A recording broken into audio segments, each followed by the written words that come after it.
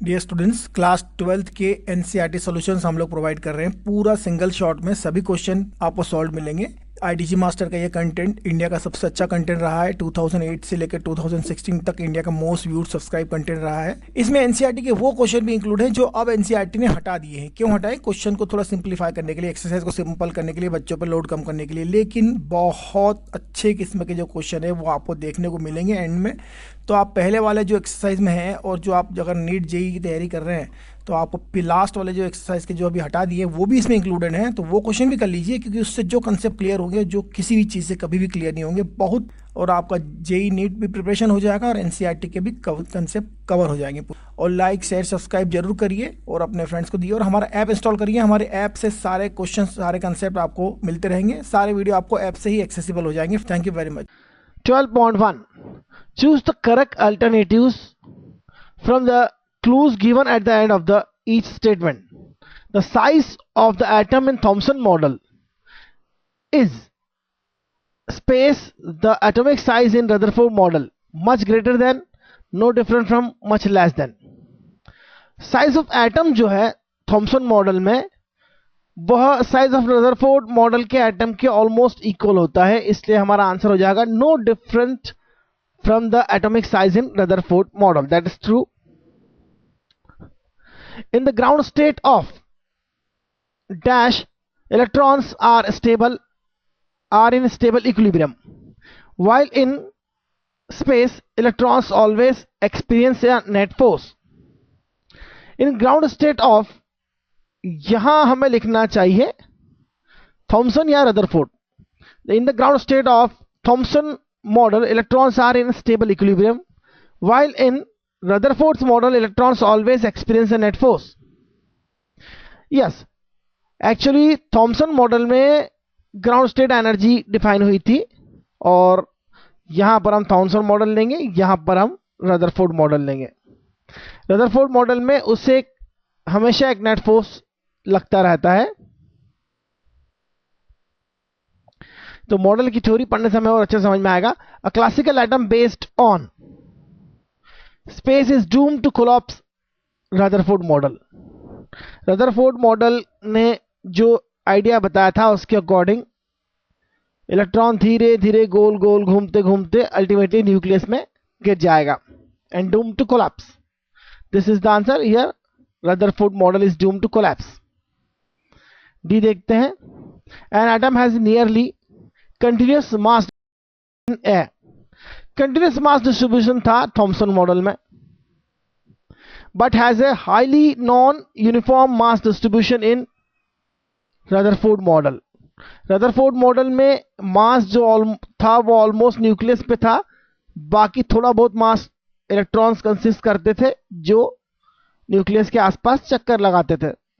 जबकि Thompson model में एक प्लम पुडिंग मॉडल बताया था कि सभी जगह पॉजिटिव चार्ज है और इलेक्ट्रॉन्स उसमें इस तरह से स्कैटर्ड है. द पॉजिटिवली चार्ज, तो यहां हमारा होगा थॉमसन मॉडल और यहां होगा रदरफोर्ड मॉडल, ये ध्यान रखना था. लास्ट देखते हैं. The positively charge part of atom possesses most of the mass in Rutherford's model, both of the models. Positively charge का मास ही सब कुछ होता है, यह तो दोनों मॉडल में बताया गया था. इसकी डिस्कवरी हो गई थी और इलेक्ट्रॉन्स बहुत ही लाइट थे, यह बात क्लियर हो चुकी थी. अगर इलेक्ट्रॉन लाइट है तो बाकी का जो मास है वो सब पॉजिटिव चार्ज होगा. इसका मतलब आंसर होगा both the models, not this. For both the model positively charge part of the atom possesses most of the mass. That's true. Let us see next.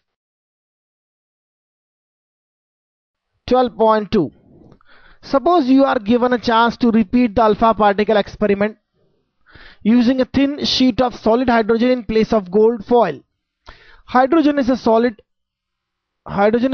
at temperature below 14 Kelvin. What results do you expect?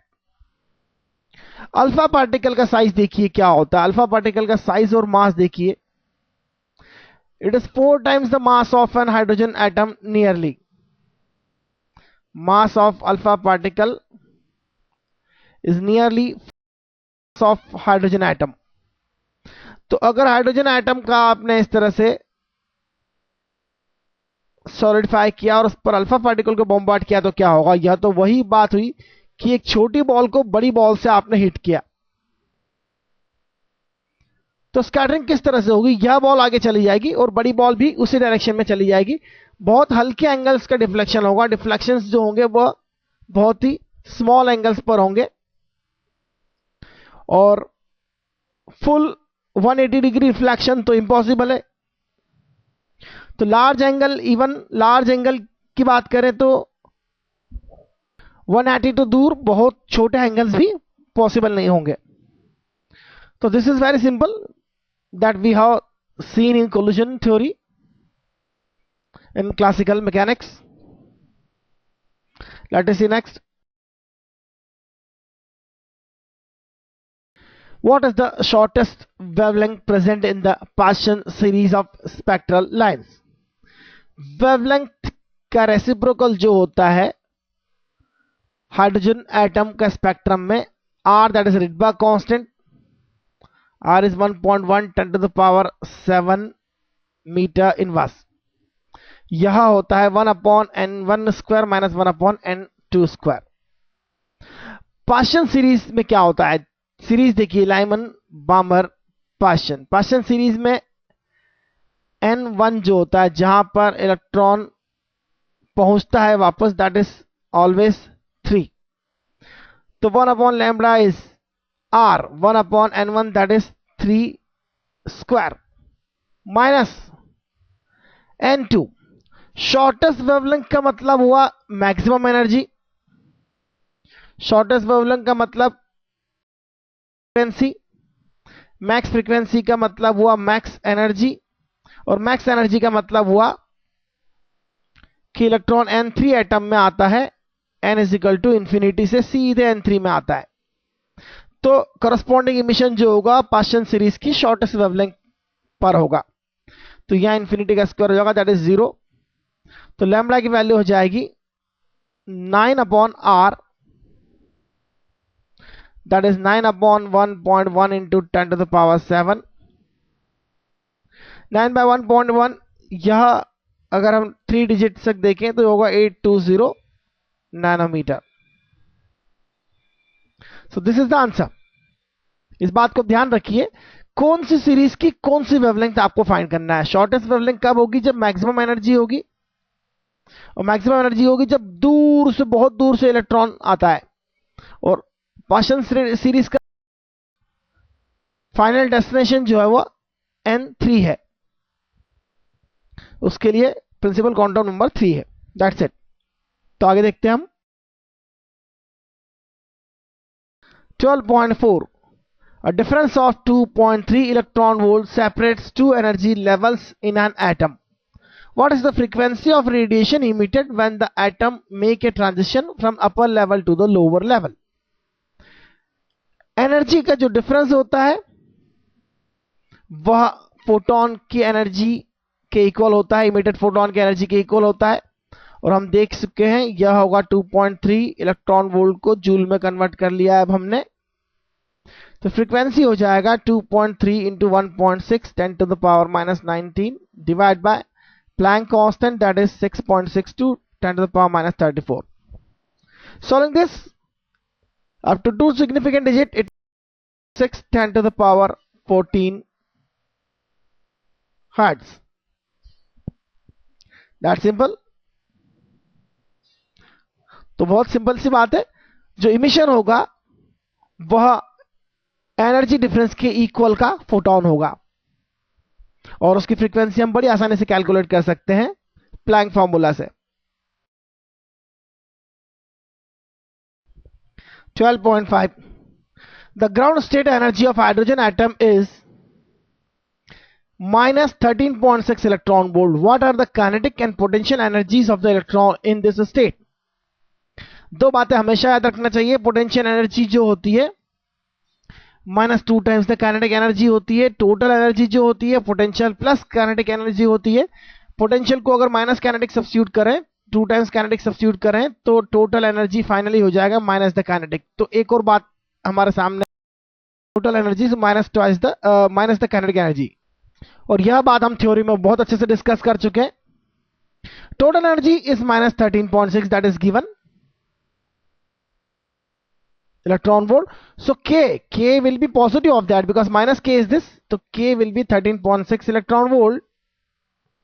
And potential is minus twice the k, that is very simple. So minus 2 times the 13.6, तो यह हो जाएगा 27.2 electron volt, but minus. So these are the answers, very simple again. 12.6, a hydrogen atom initially in the ground level absorbs a photon which excites it to n is equal to 4 level. Determine the wavelength and frequency of the photon. n4 तक के लिए आपको कितनी energy का photon चाहिए, क्योंकि जो photon है n1 to n4 में एक्साइटेशन करता है, तो यह एनर्जी डिफरेंस कितना होगा. E1 जो होगा वो माइनस 13.6 एन स्क्वायर से अगर हम फाइंड करें तो यहां n1 सब्स्टिट्यूट करना होगा, माइनस 13.6 1 स्क्वायर इलेक्ट्रॉन वोल्ट. और E4 जो होगा सिमिलर फॉर्मूले से माइनस 13.6 डिवाइड बाय 4 स्क्वायर. तो यहां पर जो एनर्जी का डिफरेंस होगा उससे हमें कैलकुलेट करना है और इस एनर्जी डिफरेंस के इक्वल एनर्जी का फोटोन इमिट होगा. तो यह होगा 13.6 divide by 16, that is minus 0.85 electron volt. तो energy difference E4 minus E1, that is the higher energy minus lower energy, that is the minus 0.85 minus 13.6. Solving this you will get 12.75 electron volt. This is 12.75 electron volt. तो हमें पता करना है कि what will be the energy of this photon, what will be the wavelength and frequency of the photon. Frequency calculate करना है तो energy को इक्वेट कर दीजिए एच न्यू के, और एच न्यू जो है 12.75 into 1.6 10 to the power minus 19 joule हो जाएगा अगर जूल में कन्वर्ट करेंगे. तो यहां से फ्रीक्वेंसी की वैल्यू आपको मिल जाएगी 12.75 into 10 to the power minus 19 into 1.6 divided by 6 10 to the power minus 34. तो फ्रीक्वेंसी की वैल्यू यहां से मिलेगी और फ्रीक्वेंसी की वैल्यू जो होगी 3.1 10 टू द पावर 15 हर्ट्ज होगी. That is a very near value, 2 significant digit तक. और लैम्बडा फाइंड करना हो तो c by the frequency 3 into 10 to the power 8 divide by 3.1 10 to the power 15. तो यहां से लैम्बडा मिलेगा 9.7 10 to the power minus 8 metre. Lambda calculate करने का एक दूसरा तरीका भी था. Lambda is 12400 divide by energy difference in electron volt, that is 12.75. तो यहां से भी लैम्बडा आपको मिलेगा और वह होगा आपका 970 एंगस्ट्रॉम. 970 एंगस्ट्रॉम. तो यह हमारा आंसर हो गया. आगे देखते हैं हम. 12.7, using the Bohr's model calculate the speed of the electron in a hydrogen atom in the n is equal to 1, 2 and 3 levels. B, calculate the orbital period in each of these levels. Speed calculate करने के लिए अगर आपको मैं कहूं तो पूरा derivation यहां पर करना पॉसिबल नहीं है. डेरिवेशन जो है वह पूरा थ्योरी में गिवन है और स्पीड इन nth ऑर्बिट का जो फॉर्मूला है वह मैं लिख रहा हूं, केवल जो हमने थ्योरी में डिराइव किया है उसका डायरेक्ट यूज कर सकते हैं हम यहां पर. लेकिन एग्जाम में आपको हो सकता है डिराइव करना पड़े, लेकिन सिर्फ कैलकुलेट करने की बात है तो आप इस फॉर्मूले से डायरेक्ट भी कैलकुलेट कर सकते हैं. क्वेश्चन कितने मार्क्स का इस पर डिपेंड करता है, लेकिन कंपटीशन एग्जाम में तो आपको कोई मतलब नहीं है, आपको शॉर्ट तरीका पता होना चाहिए क्योंकि ज्यादातर एग्जाम्स ऑब्जेक्टिव एग्जाम्स होती है और सिर्फ न्यूमेरिकल वैल्यू आपको लिए ज्यादा जरूरी है. So speed in nth orbit in hydrogen atom c upon 137, c is the speed of light. c is the speed of light, 3 into 10 to the power 8 meter by second. So in first orbit it is 1. Oh, I'm sorry, here we have to take n also. N is the principal quantum number. Principal quantum number. That is number of orbit. So V1 is simply C by 137. If you solve this, it will be simply 2.18 into 10 to the 6 meter by second. Similarly, V2, it will be 137 into n is 2 here. So it is simply 1.09 into 10 to the power 6 meter by second. Similarly, V3 is C by 137. Also, that is the 3 here. तो यहाँ होगा 7.27 into 10 to the power 6 meter by second. You can calculate this by your own methods. Calculate the orbital period in each of these levels. Orbital period की अगर हम बात करें तो जो पीरियड होता है वो कैसे लेंगे हम? पीरियड की बात करें तो पीरियड होता है 2 पाई radius divide by the speed. This is speed and 2 pi the radius. Radius in nth orbit लेना होगा आपको, तो पीरियड इन nth ऑर्बिट लेना होगा. This is 2 pi rn divide by vn. So 2 pi rn की value हमें theory में derive करी है, उससे हम डायरेक्ट यूज कर सकते हैं 0.53 एंगस्ट्रॉम और n स्क्वायर, और एंगस्ट्रॉम के लिए 10 टू द पावर माइनस 10 लेंगे हम. vn अभी हमने देखा speed of light 37 into n also. So finally what we get time period in nth orbit is 2 pi into 0.53 into 10 to the power minus 10 into 137 divided by 3 into 10 to the power 8, and this is n and this n square, now it is n cube. Solving this will get the values for t1. सबको substitute करेंगे, n1 substitute करेंगे तो t1 जो होगा वो होगा 1.52 into 10 to the power minus 16 second. t2 जो होगा यहां 8 टाइम्स होगा इसका. t2 जो होगा इसका 8 टाइम्स होगा, और अगर आप 8 टाइम्स फाइंड करें 1.52 का तो कितना होगा?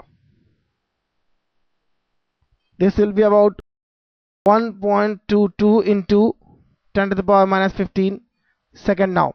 Similarly t3 इसका 27 टाइम्स होगा, 3 का क्यूब होगा 27 multiplied by 1.52. we have to see this value. this will be 4.11. 3 significant digits तक वैल्यूज ले रहे हैं केवल, इसलिए यह वैल्यूज मिल रही है हमें. the same answer is in your book, matching the answers absolutely. तो आगे देखते हैं हम.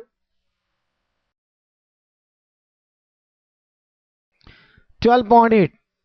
The radius of innermost electron orbit in a hydrogen atom is 5.3 into 10 to the power minus 11 meter.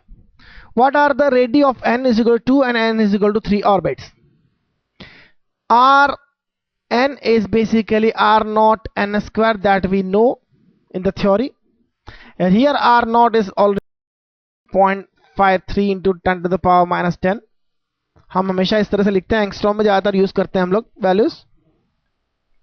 तो देखिए क्या होगा, r2 क्या होगा? It is simply r naught into 2 square, that is 0.53 into 10 to the power minus 10 into 4, that will be 2.12 into 10 to the power minus 10 meter.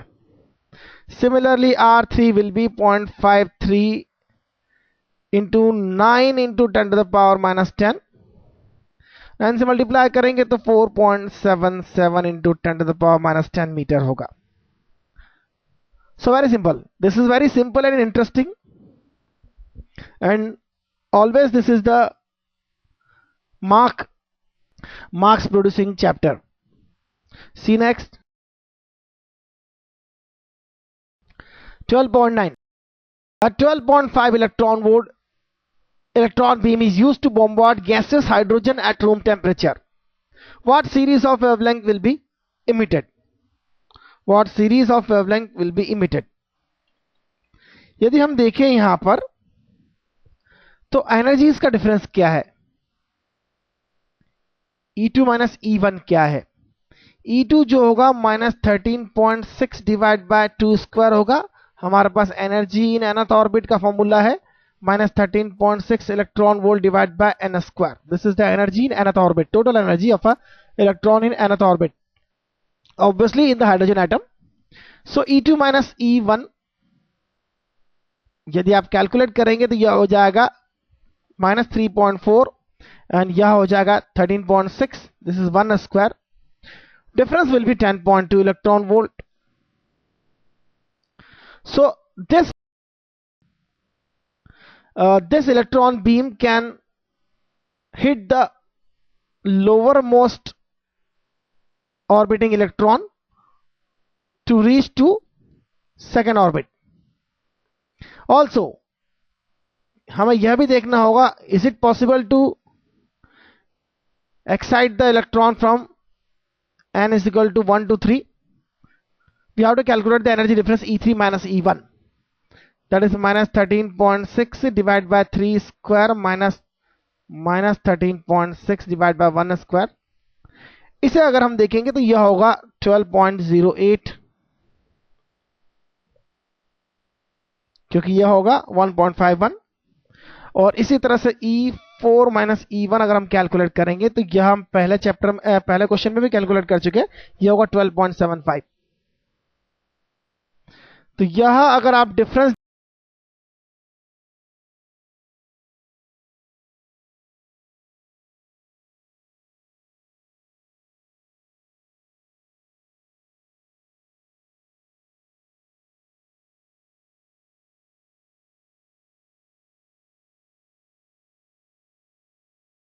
या N3 तक या N4 तक या N5 तक, लेकिन यह N2 और 3 तक ही हो पाएगा, क्योंकि इतनी एनर्जी इलेक्ट्रॉन की सफिशिएंट नहीं है कि वह हाइड्रोजन एटम के लोअर मोस्ट ऑर्बिटल में इलेक्ट्रॉन को यहां तक एक्साइट कर सके. और कुछ लोग जरूर यह सोचते हैं कि 12.5 वोल्ट का इलेक्ट्रॉन है, अगर इसे एक्साइट कर देगा तो उसके खुद का क्या होगा? वह खुद भी बाहर चले जाएगा, वो खुद भी रुकेगा नहीं वहां पर, क्योंकि जैसे जैसे वो लोअर मोस्ट ऑर्बिटल के पास जाएगा उसकी एनर्जी बढ़ेगी, क्योंकि पोटेंशियल एनर्जी ड्रॉप होगी, काइनेटिक एनर्जी इंक्रीज होगी. काइनेटिक एनर्जी, टोटल एनर्जी तो उसकी जो है वह काइनेटिक प्लस पोटेंशियल होती है, तो टोटल एनर्जी उसकी 12.5 ही होगी. वहां काइनेटिक इंक्रीज हो जाएगी और पोटेंशियल डिक्रीज होती चली जाएगी. हिट करने के बाद उसकी टोटल एनर्जी जरूर नेगेटिव नहीं होगी, थोड़ी सी पॉजिटिव होगी, और वह भी इस लोअर ऑर्बिटिंग इलेक्ट्रॉन के साथ बाहर आ जाएगा. तो हाइड्रोजन एटम में जो एक्साइटेशन होगा N1 to 2 होगा या N1 to 3 होगा. What series of wavelength will be emitted? जो वेवलेंथ इमिट होगी वह यहां से यहां तक की होगी या यहां से यहां तक की होगी. अगर यहां से यहां तक की हुई है तो ऑब्वियसली फिर यहां से यहां तक की भी हो जाएगी उसके साथ. इसका मतलब हमें N2 to 1, 3 to 1 और 3 to 2 लाइन्स मिलेगी. और इसके लिए हमें कैलकुलेट करना होगा रिडबर्ग कांस्टेंट वाले फॉर्मूले से. 1 upon lambda is 1 upon N1 N2 वाला फॉर्मूला अगर आप देखें तो यहां पर फाइनल स्टेट कौन सी होगी आपको देखना है. फाइनल स्टेट 1 है, इनिशियल स्टेट 2 है. Suppose this is lambda 1 line. Similarly you will calculate this is final state, initial state third first, and lambda 3 is suppose Rydberg constant R. 2 is the final state, initial state is n is equal to 3. Solving all these three, you will get 3 lines only, out of which this 2 is Lyman and this is from Palmer series. और इनकी values भी calculate की जा सकती है, बड़ी आसानी से कैलकुलेट किया जा सकता है. This is 1 upon lambda 1, that is R by 1 minus 1 by 4, that is 3R by 4. This is 1 minus 1 by 9, that is 8 by 9. and this is 1 upon 4 minus 1 upon 9, that is 9 minus 4, that is 5 by 36 r. Solving this and substituting values of r, you will get the 3 lines that are from Lyman series. You will get 2 line 103 nanometer. Obviously the answers are very correct in book also. And Balmer series, you will get 1 line, that is 656 nanometer. So there is no problem. Substitute the value r, that is 1.1 into 10 to the power 7 meter inverse. That is the Rydberg constant for hydrogen atoms. तो बहुत अच्छी बात है. आगे देखते हैं हम. 12.10. In accordance with Bohr's model, find the quantum number that characterizes the Earth's revolution around the Sun in an orbit of radius 1.5 into 10 to the power 11 meter, with orbital speed 3 into 10 to the power 4 meter per second. Mass of Earth is 6.0 into 10 to the power 24 kg.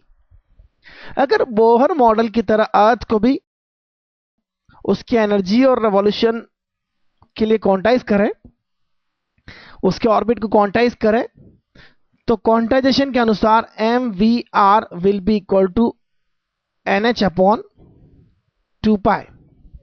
हमें यहां find करना है value of n. Find the quantum number.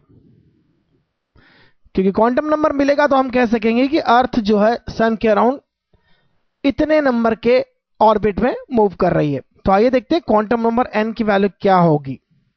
यह value होगी twice into pi into M V R divide by H. Let us calculate this value. Mass 6.0 10 to the power 24, v 3 into 10 to the power 4 multiplied by r 1.5 10 to the power 11 upon h, that is 6.625 into 10 to the 34 minus 34. Simplify करते हैं, solve करते हैं, तो 2.65 something वो मिलेगा, जिससे हम 2.6 तक लिखें, 2 सिग्निफिकेंट डिजिट तक लिखें. पावर जो होगी आप देखें 10 to the power 74 होगी. पावर होगी 10 to the power 74. इतने नंबर का क्वांटम नंबर अगर आप देखें तो क्या इसका मीनिंग है, आगे के कुछ चैप्टर्स में आप क्वेश्चंस में आपको देखने को मिलेगा. यहां पर क्वांटाइजेशन का कोई मतलब ही नहीं रहता, क्योंकि जैसे जैसे क्वांटम नंबर की वैल्यू बढ़ती है, एनर्जी डिफरेंस बहुत कम होता जाता है और ऑलमोस्ट वह कंटिन्यूअस एनर्जी की तरह ट्रीट किया जा सकता है. तो मैक्रो लेवल पर क्वांटाइजेशन का इतना मीनिंग, माइक्रो लेवल्स पर quantization is the key role player. तो आइए आगे देखते हैं हम. Answer the following questions which help you understand the difference between Thomson's model and Rutherford's model better. Is the average angle of deflection of alpha particle by a thin gold foil predicted by Thomson's model much less or about the same or much greater than that predicted by Rutherford's model? अगर alpha particle scattering हम करते हैं, Thompson model से उसका prediction करते हैं और Rutherford model से तो ऑलमोस्ट जो रदरफोर्ड मॉडल है इटसेल्फ वह आफ्टर द स्कैटरिंग एक्सपेरिमेंट मिला है, और थॉमसन मॉडल में ऐसा कोई एक्सपेरिमेंट नहीं हुआ है. लेकिन अगर थॉमसन मॉडल को भी हम स्कैटरिंग से सब्जेक्टेड करें तो आपको डिफ्लेक्शन दोनों केस में बहुत बहुत कम मिलता है. रदरफोर्ड में भी डिफ्लेक्शन बहुत ही कम मिलता है, आपको कुछ कुछ केस में डिफ्लेक्शन मिलता है, और थॉमसन मॉडल में बिल्कुल भी डिफ्लेक्शन नहीं मिलेगा, सभी का डिफ्लेक्शन 0 होगा. तो इसका मतलब थॉमसन मॉडल पूरा एक कंटिन्यूअस मास डिस्ट्रीब्यूशन है, जबकि रदरफोर्ड मॉडल में केवल एक ही जगह पर सारा मास है. इसलिए अल्फा पार्टिकल यहां भी स्ट्रेट चले जाएगा, यहां भी स्ट्रेट चले जाएगा, जबकि थॉमसन मॉडल में सभी जगह से स्ट्रेट चला जाएगा. तो हम कह सकते हैं about the same. So this is true, this is cut. फिर से बात देखते हैं. Is the probability of backward scattering, that is scattering of alpha particle at angle greater than 90 degree predicted by Thomson model much less about the same or greater than that predicted by Rutherford model. Thompson model में तो almost सभी alpha particle सीधे चले जाएंगे क्योंकि Thompson मतलब है कि कंटिन्यूअस मास डिस्ट्रीब्यूशन, तो इसमें तो ऑब्वियसली मच लेस प्रोबेबिलिटी होगी थॉमसन मॉडल में as compare to predicted by Rutherford model. Keeping other factors fixed, it is found experimentally that for a small thickness t, the number of alpha particles scattered at moderate angle is proportional to t. What clue does this linear dependence on t provide? That is very simple कि जो scattering हो रहा है वह due to single collision हो रहा है, 2-3 collision से स्कैटरिंग नहीं हो रहा है. तो थॉमसन रदरफोर्ड मॉडल की बात करेंगे हम. रदरफोर्ड मॉडल में अगर अल्फा स्कैटरिंग हो रहा है तो इससे हो गया, अगर यहां से पास हो गया तो हो सकता है नेक्स्ट लेयर में किसी से स्कैटरिंग हो जाए, उसका थिकनेस बढ़ेगी, नंबर ऑफ लेयर्स इंक्रीज होगा. That means chance of scattering is proportional to thickness of the foil. That is, number of alpha particles scattered at moderate angle will be simply increased as the t increases. That is very simple. Answer is given in your book also. In which model is it completely wrong to ignore multiple scattering for the calculation of average angle of scattering of alpha particle by thin foil? अगर Rutherford model और Thompson model को compare करें तो Rutherford model में single collision से scattering हो जाएगा आपका और सिग्निफिकेंट स्कैटरिंग होगा,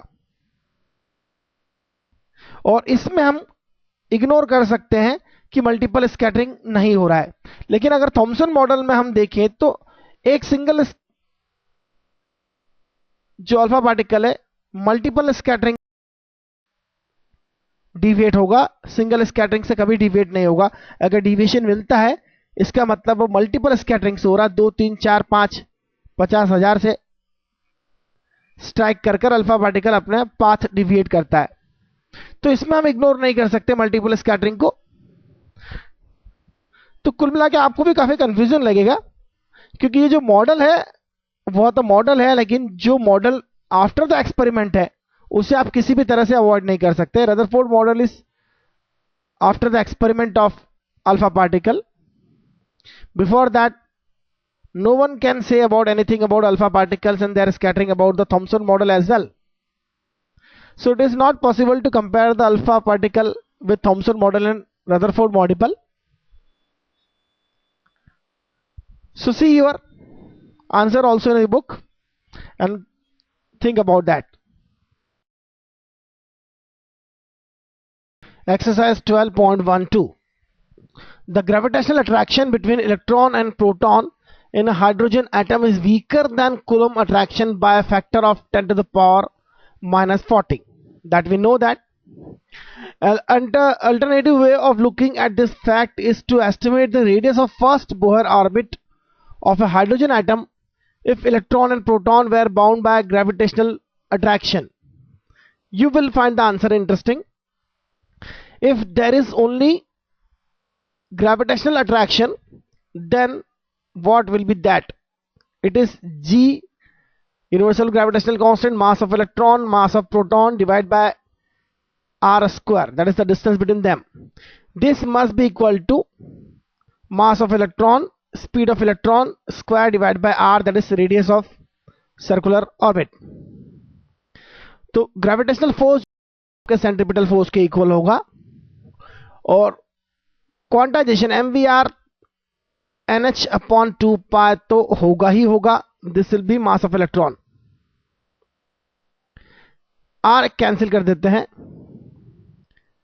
और यहां पर मास ऑफ इलेक्ट्रॉन का फिर से मल्टीप्लाई करते हैं एक साइड, तो ये हो जाएगा मास ऑफ इलेक्ट्रॉन का स्क्वायर. r स्क्वायर का भी मल्टीप्लाई करते हैं तो यहां क्या क्या होगा, यहां मास ऑफ इलेक्ट्रॉन का स्क्वायर होगा, mass of proton as it is होगा और एक आर का मल्टीप्लाई होगा. एक आर कैंसिल हो जाएगा क्योंकि आर स्क्वायर का मल्टीप्लाई करेंगे, आर कैंसिल हो जाएगा, सिर्फ आर बचेगा. इस M square V square R square को हम NH/2 होल स्क्वायर से रिप्लेस करते हैं। तो यहां से R की वैल्यू क्या मिलेगी? यह होगा NH/2 upon this value, that is gravitational constant, mass of electron square, mass of proton. Value substitute कर रहे हैं अगर हम सारी, और n अगर 1 लेते हैं तो यह वैल्यू 1.2 10⁻29 मीटर होगी, जो कि ऑब्जर्वेबल यूनिवर्स की रेंज है, उससे भी ज्यादा है इनफैक्ट। तो बहुत बड़ी होगी ऐसे एटम की रेडियस। तो ऑब्वियसली ईश्वर ने ऐसा नहीं किया, उन्होंने उन्हें इलेक्ट्रोस्टैटिक फोर्स अट्रैक्शन प्रोवाइड कराया ताकि वो एटम बहुत छोटा हो सके। तो आगे देखते हैं हम 12.13 obtain an expression for the frequency of radiation emitted when a hydrogen atom de-excites from level n-1। Hydrogen atom अगर nth लेवल से n-1 लेवल पर इलेक्ट्रॉन का ट्रांजिट होता है तो यहां से एक इमिशन होगा h न्यू। हमें यह न्यू फाइंड करना है। हमें एनर्जी के बारे में पता होना चाहिए। इस लेवल पर एनर्जी En है, इस लेवल पर एनर्जी En-1 है, और En की वैल्यू मैंने लिखी है आपके लिए। En होता है nth लेवल पर एनर्जी होता है -m mass of electron e⁴, that is charge of electron ⁴ 8 epsilon not square h square n square, that is quantum number. एक बात ध्यान रखना है, इसे डिराइव किया जा सकता है आसानी से, और यह थ्योरी में हमने डिराइव किया भी है, तो इसका डेरिवेशन आप वहां देख सकते हैं। और इसके आगे हम क्या करेंगे, हमें difference of energy level find करना होगा, जो होगा En-1। अगर आप यह देखें तो यह होगा m e⁴ upon 8 epsilon not square h square bracket En-1 करना होगा हमें। तो यह निगेटिव है इसलिए, और निगेटिव का निगेटिव पॉजिटिव हो जाएगा, इसलिए होगा n-1 square -1 upon n square. आप देख सकते हैं En में यहां n होगा और En-1 में यहां n-1 होगा। सब्ट्रैक्ट करेंगे तो यह पॉजिटिव हो जाएगा क्योंकि माइनस माइनस बिकम प्लस, और एनर्जी जो होगी वह h न्यू होता है, तो फ्रीक्वेंसी होगा एनर्जी बाय h। तो यह एनर्जी डिफरेंस लेना होगा हमें। यह एनर्जी डिफरेंस जो होगा फोटोन की एनर्जी की इक्वल होगा। तो dividing by h will get expression for the frequency of radiation emitted when hydrogen atom de-excites from level n to level n-1. Just dividing it by h, m e⁴ divided by 8 epsilon naught square h cube हो जाएगा, यह क्योंकि divide करेंगे h से तो cube हो जाएगा, into 1 upon n-1 square -1 upon n square. For large n, show that this frequency equals the classical frequency of revolution of electron in the orbit. If n tends to a larger value, what will happen? n की larger values के लिए हम कैसे इसे simplify करते हैं, आइए देखते हैं। m e⁴ upon 8 epsilon not square h cube, और यहां पर इसे आप कैसे लिख सकते हैं, इसे यहां देखिए, एलसीएम लेते हैं तो ये हो जाएगा n square minus 1 minus twice n, that is plus 2n। Now minus minus become plus, और डिनोमिनेटर में होगा n स्क्वायर और n-1 होल स्क्वायर। यह कैंसिल हो जाएगा, यह होगा twice n-1 upon n square into n-1 whole square. For larger value of n, n-1 equivalents n। For larger value of n, आप n-1 को इक्विवेलेंटली n लिख सकते हैं, और 2n-1 को 2 लिख सकते हैं, क्योंकि n इज लार्ज तो -1 की क्या मतलब, तो इसे आप 2n लिख सकते हैं। For larger n, you can write it as 2n. It is n square and this is n square also. क्योंकि लार्जर वैल्यू अगर n की है तो -1 को नेग्लेक्ट कर देंगे, यहां भी नेग्लेक्ट कर दिया 2n हो जाएगा, यहां भी नेग्लेक्ट कर देंगे तो n हो जाएगा, करेंगे तो ये हो जाएगा 2/n cube. Replacing this value here, this will be 2/n cube. और हम अगर देखें तो यह वैल्यू इलेक्ट्रॉन की फ्रीक्वेंसी ऑफ रेवोल्यूशन की इक्वल होती है, जो हम कुछ इस तरह से फाइंड करते हैं 1 टाइम ऑफ रेवोल्यूशन, और 1 time of revolution is the frequency, that is the speed divide by 2 pi R N. nth orbit में फ्रीक्वेंसी और n अगर फाइंड करना हो तो speed in nth orbit divide by circumference of the nth orbit, that is the reciprocal of the time period. तो v by R N, यह values भी आप हमारे दो रिलेशन जो बोहर्स पोस्टुलेट से मिलते हैं उनकी हेल्प से फाइंड कर सकते हैं. So it is not difficult. और यह रिलेशन बिल्कुल वही मिलेगा जो यह है आपके पास m⁴ twice upon n 8 epsilon naught square h square. So the relation is there. ये काफी अच्छा रिलेशन है, काफी इंपॉर्टेंट है, लेकिन फिर भी मैं कहता हूं कि सिलेबस से थोड़ा सा बाहर है ये. तो आइए आगे देखते हैं हम. 12.14 Classically an electron can be in any orbit around the nucleus of an atom. Classically का मतलब हमारे क्लासिकल मैकेनिक्स जिसमें क्वांटम मैकेनिक्स नहीं है, क्वांटाइजेशन नहीं है एनर्जी का, बोहर्स रिलेशन जो था mvr = nh/2π जैसा क्वांटाइजेशन बिल्कुल नहीं है. Then what determines the typical atomic size? Why is an atom not say 1000 times bigger than its typical size? The question had greatly puzzled Bohr before he arrived at his famous atom that you have learned in this text. To simulate what he might well have done before his discovery, let us play as follows with the basic constants of nature and see if we can get a quantity with the dimension of length that is roughly equal to known size of an atom 10⁻⁻10 meter. तो play करें आप. Construct a quantity with the dimension of length from fundamental constant, electronic charge, mass of electron, speed of light, determine its numerical value. तो ऐसा एक relation आपको मिल जाएगा, book में given है, और उस रिलेशन को मैं फिर से आपके लिए लिख सकता हूं. यह रिलेशन है E² divided by epsilon naught mec². While epsilon naught is not included here,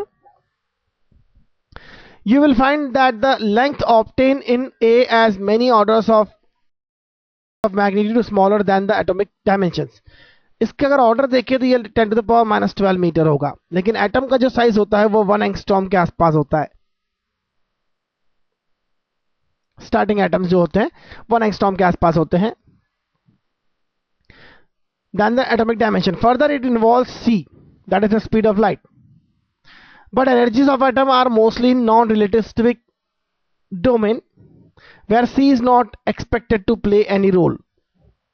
Bohr ने जो ये फॉर्मूला फाइंड किया था उस वक्त आइंस्टाइन की थ्योरी और उस पर बेस्ड आपका जो वेव मॉडल था वो नहीं था.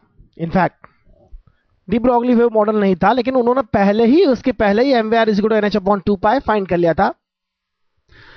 और आइंस्टाइन रिलेटिविस्टिक कंसेप्ट था, वहां पर प्लैंक कांस्टेंट था, उस टाइम प्लैंक का कॉन्सेप्ट आ चुका था. This is what may Bohr to discard c and look for something else to get the right atomic size. यह सब बातें बोहर की बुक में लिखी हुई है, हमारे सिलेबस में बिल्कुल हम इसे नहीं पढ़ते हैं, हम केवल यहां पर बस प्ले कर रहे हैं, थोड़ा एडिशनल नॉलेज के लिए पढ़ते हैं. Now the Planck constant h had already made its appearance elsewhere. Planck constant भी आ चुका था, लेकिन वह एटॉमिक साइज से रिलेशन नहीं रखता था, वह फोटोन के एनर्जी से रिलेशन था इसका, इसलिए elsewhere कहा जा रहा है यहां पर. Bohr's great insight lay in recognizing that h, me and e will yield the right atomic size. Construct a quantity with the dimension of length from h, mass of electron and electronic charge, and confirm that its numerical value has indeed the correct order of magnitude. Correct order of magnitude अगर आपको find करना है तो आप खुद करिए dimension के concept से, एच, एम ई और इलेक्ट्रॉनिक चार्ज को यूज करते हुए। तो आप फाइंड कर सकते हैं यहां पर। अगर हम देखें तो epsilon not H square upon mass electronic charge square की जो डायमेंशन है वह लेंथ का डायमेंशन है, और इसकी वैल्यू तो मुझे नहीं पता है, लेकिन जो आपकी बुक में गिवन है 4 pi epsilon not H upon 2 pi whole square divide by M E square की वैल्यू 0.53 एंगस्ट्रॉम है, जो हाइड्रोजन की फर्स्ट ऑर्बिट की रेडियस के इक्वल है। तो बोहर ने समहाउ इसे मैनेज किया यहां तक, और यह वैल्यू उन्हें पता थी, और यह वैल्यू उन्हें पता थी कि नहीं मुझे नहीं मालूम, मैं शायद ध्यान में नहीं है मुझे, लेकिन यह सब समझने के लिए आपको बोहर की किताब ही पढ़ना पड़ेगी पूरी तरह से, कैसे कैसे उन्होंने डिस्कवर किया। This is great work. तो आप इनके डायमेंशनल्स के साथ प्ले कर सकते हैं। इसके लिए आपको चैप्टर नंबर 1 अच्छे से पढ़ना होगा, क्लास 11th का। तो आइए आगे देखते हैं हम लेवल का काम क्या है। 12.15 The total energy of an electron in the first excited state of hydrogen atom is minus 3.4 electron volt. What is the kinetic energy of the electron in this state? हमने जो रिलेशन डिराइव किए थे theory में, उस relation को आप भी derive कर सकते हैं, और मैं आपको वो रूल लिख देता हूं जिनसे हमने रिलेशन डिराइव किए थे। NVR is equal to NH upon 2 pi. This is nth orbit speed, this is radius of nth orbit, and centripetal force mv square by r in nth orbit obviously will be equal to electronic charge square divided by 4 pi epsilon naught r n square। और दूसरी बात, इसी से आप kinetic energy find कर सकते हैं। Potential energy का फॉर्मूला आपको पता है, पोटेंशियल एनर्जी होती है minus E square upon 4 pi epsilon not R N का यूज अगर आप करें तो आपको मिलेगा पोटेंशियल एनर्जी जो है -2 टाइम्स द काइनेटिक एनर्जी है। टोटल एनर्जी जो है पोटेंशियल प्लस काइनेटिक है। यह खुद एक बार जरूर करना चाहिए, थ्योरी में मैंने पूरे अच्छे इसके लिए आपके लिए इसे करके दिखाया है। तो टोटल एनर्जी क्या हो जाएगी? टोटल एनर्जी अगर पोटेंशियल को -2 द काइनेटिक सब्स्टिट्यूट करें, प्लस काइनेटिक लिखे तो टोटल हो जाएगा -k। तो यह रिलेशन एक बार पहले भी लिख चुका हूं मैं आपके लिए। टोटल एनर्जी हो जाएगा minus the kinetic. What is the kinetic energy of the electron in this state? Total energy is -3.4 electron volt. So kinetic is minus the total, that is 3.4 electron volt here. What is the potential energy of the electron in this state? Potential is -2 times the kinetic. So minus of 2 times this is 6.8 electron volt obviously. Which of the answer above would change of zero potential energy change? Potential energy will change, क्योंकि kinetic energy का कोई reference नहीं होता। Kinetic energy absolute होती है, और यहां पर kinetic energy will not change while potential energy will change. So this is the answer. Total energy will also change, क्योंकि पोटेंशियल एनर्जी प्लस काइनेटिक मिलाकर होता है total. Potential plus kinetic gives the total energy, so total will also change.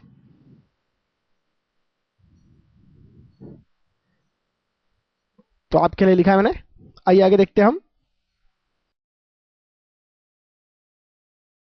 12.16 A Bohr's quantization postulate angular momentum is equal to nh upon 2 pi, that is mvr is equal to nh upon 2 pi is a basic law of nature. It should be equally valid for the case of planetary motion. Why then do we never speak of quantization of orbit of planets around the sun?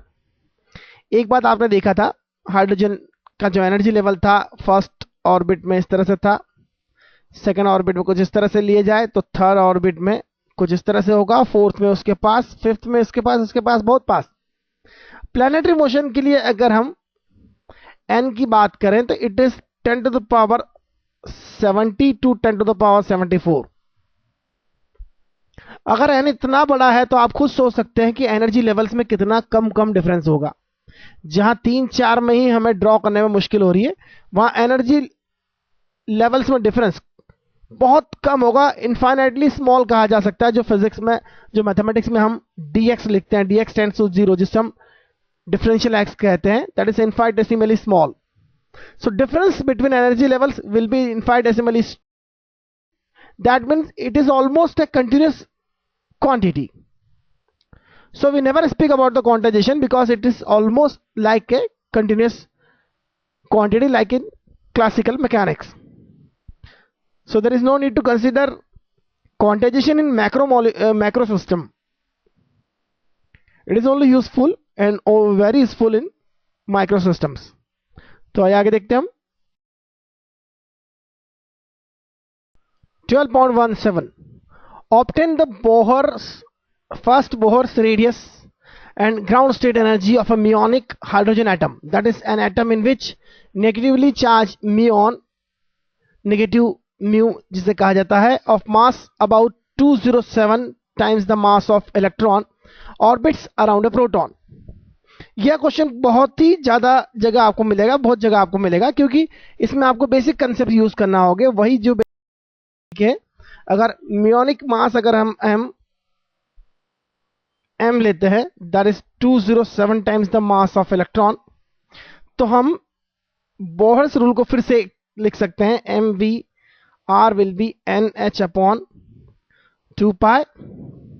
Electrostatic attraction will be same, that is E upon 4 pi epsilon naught r square, that will be muonic mass v square by r.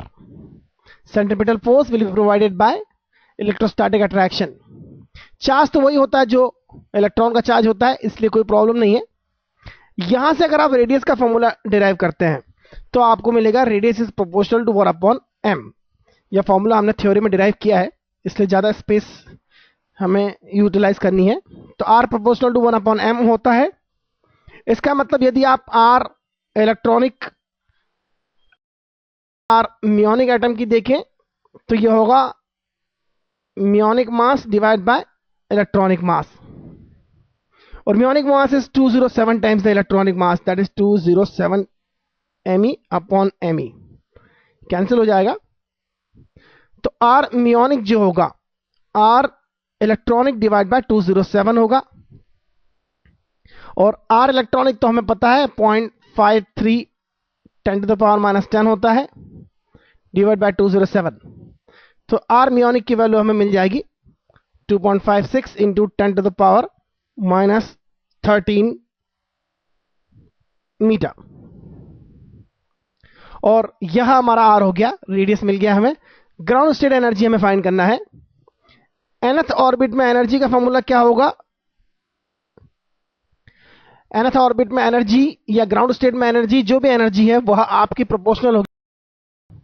तो इसका मतलब E electronic will be proportional to mass of electron and E muonic atom will be proportional to muonic mass. So here this ratio E muonic will be E electronic into mm divided by me, that is 207 simply. और E electronic होता है -13.6 electron volt, उसका 207 times हो जाएगा अब यहां पर electron volts में.